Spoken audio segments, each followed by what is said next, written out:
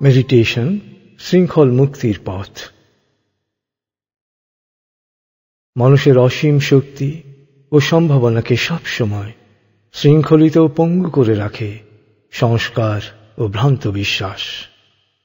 অনন্ত সম্ভাবনা নিয়ে জন্মগ্রহণ করা সত্ত্বেও পারিবারিক, সামাজিক ও রাষ্ট্রীয় পরিমণ্ডলে প্রচলিত ধারণার শৃঙ্খলে সে ক্রমান্বয়ে বন্দী হয়ে পড়ে। পরিবেশ যা তাকে ভাবতে শেখায় সে তাই ভাবে, যা করতে বলে তাই করে।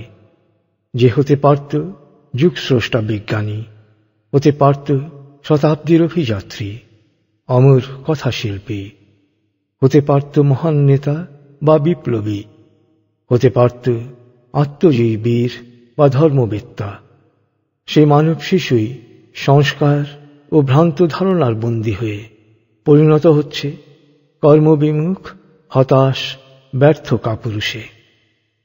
এই ব্যর্থতার কারণ মেধা বা সামর্থ্যের অভাব নয়, এই ব্যর্থতার কারণ বস্তুগত জিঞ্জির নয়, এই ব্যর্থতার কারণ মনোজাগতিক শিকল। প্রতিটি মানব শিশু সুপ্ত মহামানব রূপে জন্মগ্রহণ করে, কিন্তু কায়েমি স্বার্থ সৃষ্ট মনোজাগতিক জিঞ্জির বেশিরভাগ ক্ষেত্রেই ধীরে ধীরে তাকে পরিণত করে এক অসহায় নিরুপায় প্রাণীতে। সার্কাসের হাতির জীবনের দিকে তাকালে এই মনোজাগতিক দাসত্বের বিষয়টি বুঝতে কোনো অসুবিধা হয় না। জঙ্গল থেকে দুরন্ত প্রাণ চঞ্চল হস্তি শাবককে ধরে এনে 6 ফুট লোহার শিকল দিয়ে শক্ত থামের সাথে বেঁধে রাখা হয়। প্রথম দিকে হস্তি শিশু শিকল ছেঁড়ার জন্যে মরিয়া হয়ে চেষ্টা চালায়, কিন্তু এত ছোট শরীর দিয়ে সে জিঞ্জির ভাঙতে পারে না। উল্টো তার পাই রক্তাক্ত হয়ে যায়। রক্তাক্ত পা নিয়ে যখন আবার টান দেয়, তখন ব্যথায় সে কুঁকড়ে ওঠে। আস্তে আস্তে শিকল ভাঙার সাহস সে হারিয়ে ফেলে। এক সময় এই গণ্ডীয় বন্দিত্বের কাছে হস্তি শিশু আত্মসমর্পণ করে। এভাবে তার মধ্যে তৈরি হয় সংস্কার ও ভ্রান্ত বিশ্বাস। সে বিশ্বাস করতে শুরু করে এই গণ্ডি, এই জিঞ্জির থেকে তার মুক্তি নেই, এটাই তার নিয়তি। হস্তি শিশু বিশাল দেহী পূর্ণাঙ্গ হাতিতে পরিণত হওয়ার পরও তাকে কুকুর বাঁধার শেকল দিয়ে ছাগল বাঁধার খুঁটির সাথে বেঁধে রাখল সেই 6 ফুট বৃত্তকেই তার পৃথিবী ধরে নেয়। যখনই শিকলে টান পড়ে, তখনই সে তার বৃত্তের আরো ভেতরে প্রবেশ করে। ভ্রান্ত বিশ্বাস তাকে বলে, এর চেয়ে আর এগুলোর সাধ্য তোমার নেই। এমনকি দেখা গেছে সার্কাস মেলায় আগুন লাগলেও হাতি তার শিকল ভেঙে পালানোর চেষ্টা করে না। দাঁড়িয়ে দাঁড়িয়ে আগুনে পুড়ে ছাই হয়ে যায়, কারণ ভ্রান্ত বিশ্বাস তাকে সেখানেই দাঁড় করিয়ে রাখে। সে মনে করে এই আগুনে পুড়ে মরাটাই তার নিয়তি। যখন তার দেহের শক্তি দিয়ে এক টানে খুঁটি সহ সবকিছু উপড়ে ফেলতে পারে, তখন সে ভাবে এই 6 ফুট বৃত্তই আমার নিয়তি। তার এই শৃঙ্খল লোহার নয়, খুঁটির নয়, এ শৃঙ্খল হচ্ছে মনের। আমাদের অবস্থাও এখন তাই। আমাদের প্রতিটি মানুষের, প্রতিটি পরিবারের, পুরো জাতির বিপুল সম্ভাবনা, শক্তি ও সামর্থ্য থাকা সত্ত্বেও সংস্কার, ভ্রান্ত বিশ্বাস, শোষক ও পরাভববাদীদের আরোপিত মিথ্যা ধারণার শৃঙ্খলে আমরা নিজেদেরকে গণ্ডিবদ্ধ ও বন্দী করে ফেলেছি। দুর্দশাগ্রস্ত ও গ্লানিকর জীবনকেই আমরা আমাদের নিয়তি ও ভাগ্যরূপে মেনে নিচ্ছি। সার্কাসের হাতির মতোই পুড়ে মারা গেল শিকল ভাঙার কোনো চেষ্টা করছি না। কিন্তু শুধুমাত্র একবার এ সংস্কার ও ভ্রান্ত ধারণা ঝেড়ে ফেলে দিলে দেখতে পাব আমরা প্রত্যেকে এক বিপুল শক্তির আধার। এই ভ্রান্ত ধারণার শিকল ভেঙে মুক্ত বিশ্বাসে উপনীত হওয়াটাই হচ্ছে মানুষের আসল স্বাধীনতা। কারণ মুক্ত বিশ্বাস হচ্ছে সকল সাফল্য, সকল অর্জনের ভিত্তি। বিশ্বাসী রোগ নিরাময় করে, ব্যর্থতাকে সাফল্যে আর অশান্তিকে প্রশান্তিতে রূপান্তরিত করে। বিশ্বাসী মেধাকে বিকশিত করে, যোগ্যতাকে কাজে লাগায়, দক্ষতা সৃষ্টি করে। বিশ্বাসী অভাব দূর করে, প্রাচুর্য সৃষ্টি করে।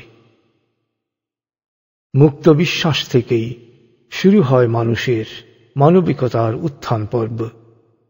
তখনই সে বুঝতে পারে সে সৃষ্টির সেরা আশরাফুল মখলুকাত। নিজের অসীম শক্তি ও সম্ভাবনাকে সে বুঝতে পারে।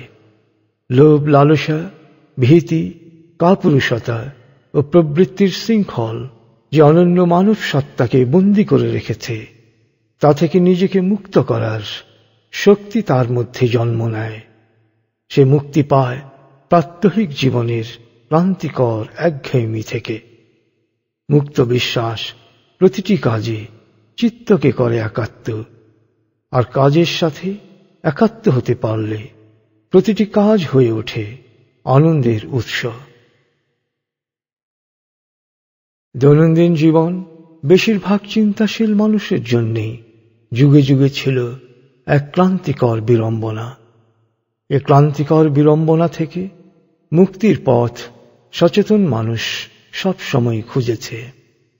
এক শিষ্য গুরুর কাছে বললেন, এই ভাত খাওয়া, গোসল করা, কাপড় পরা, সংসার করা, প্রার্থনা করা, এই একঘেয়েমি থেকে মুক্তি চাই।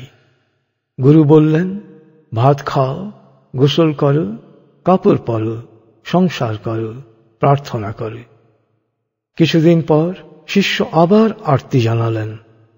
গুরুরও সেই একই জবাব, একই নির্দেশ। গুরু বাণীর মর্মার্থ উপলব্ধি করতে শিষ্যের লেগেছিল এক যুগ। এক যুগ পরে তিনি বুঝেছিলেন, যান্ত্রিকতার স্বয়ংচালিত ক্রিয়ার মতো কাজ করে যাওয়ার ফলেই প্রাত্যহিক কাজে একঘেয়েমি চলে আসে। বেশিরভাগ সময় মন অতীতে বা ভবিষ্যতে বিচরণ করে বলেই আমরা বর্তমানকে পুরোপুরি উপভোগ করতে ব্যর্থ হই। বর্তমান হয়ে ওঠে একঘেয়ে। দিনের প্রতিটি কাজের সাথে চিত্তকে একাত্ম করতে পারলে, প্রতিটি কাজের মাঝে আত্মনিমগ্ন হতে পারলে, মনোযোগ নিবদ্ধ করতে পারলেই যান্ত্রিকতার একঘেয়েমি থেকে মুক্তি পাওয়া যায়। প্রতিটি কাজই তখন হয়ে ওঠে আনন্দের উৎস। তখন প্রতিদিনের প্রতি লোকমা আহার, প্রতিবারের গোসল, প্রতিটি কাপড়, স্ত্রীর সাথে আলাপন, দৈনন্দিন কর্তব্য ও দায়িত্ব, অর্থাৎ প্রতিটি কাজেই মনে হবে এক নতুন জগৎ, এক নতুন জীবন, এক নতুন আনন্দলোক। প্রতিবারের প্রার্থনাতেই আপনি পুলকিত হবেন, চমকিত হবেন, স্রষ্টাকে উপলব্ধি করবেন নিত্য নব মহিমায়। প্রতিটি চাওয়া পরিণত হবে পাওয়ায়, প্রতিটি সেজদা পরিণত হবে মেরাজে। ভ্রান্ত ধারণা ও সংস্কারের শৃঙ্খল মুক্তির পথ হচ্ছে মেডিটেশন। দৈনন্দিন কাজের একঘেয়েমিকে নতুন আনন্দলোকে রূপান্তরিত করার পথ মেডিটেশন। কারণ মেডিটেশন আপনার মনকে বর্তমানে নিয়ে আসে। মেডিটেশন অতীতের ব্যর্থতার গ্লানি আর ভবিষ্যতের আশঙ্কা থেকে মুক্ত করে বর্তমানের প্রতিটি মুহূর্তে সংযোজন করে নব নব মহিমা। প্রতি মুহূর্তে প্রতিটি বিষয়ের অন্তর্লোকে সে মনকে প্রবেশ করায়। আপাত দৃষ্টিতে সাধারণ সচরাচর বিষয়কেও নতুন পর্যবেক্ষণী আলোয়, নতুন বৈশিষ্ট্যে ভাস্বর করে তোলে। অন্তর্লোককে উদ্ভাসিত করে নতুন জ্ঞান আর উপলব্ধিতে। মেডিটেশনের মাধ্যমেই আপনি সংযোগ সাধন করতে পারেন আপনার অন্তরের আমির সাথে, আপনার শক্তির মূল উৎসের সাথে। এই আত্মশক্তির আবিষ্কার ও আত্মানুভব এমন এক মুক্ত বিশ্বাস যা আপনাকে সকল শিকল থেকে মুক্ত করবে, দৈনন্দিন একঘেয়েমি রূপান্তরিত হবে আনন্দে। মেডিটেশনের পথ ধরেই আপনি লাভ করবেন পারিপার্শ্বিক দুষ্ট চক্রের শৃঙ্খল ভাঙার অন্তর্গত শক্তি। সংকীর্ণ, ভ্রান্ত ও ক্ষতিকর আচরণ অভ্যাস ছিন্ন করে লালিত অভ্যাস চক্র ভেঙে বপন করবেন মুক্ত আচরণ অভ্যাসের বীজ। ভয়, উদ্বেগ, হতাশা কাটিয়ে লাভ করবেন অভূতপূর্ব প্রশান্তি। পুরনো আমির জায়গায় স্থান করে নেবে নতুন আলোকিত আমি।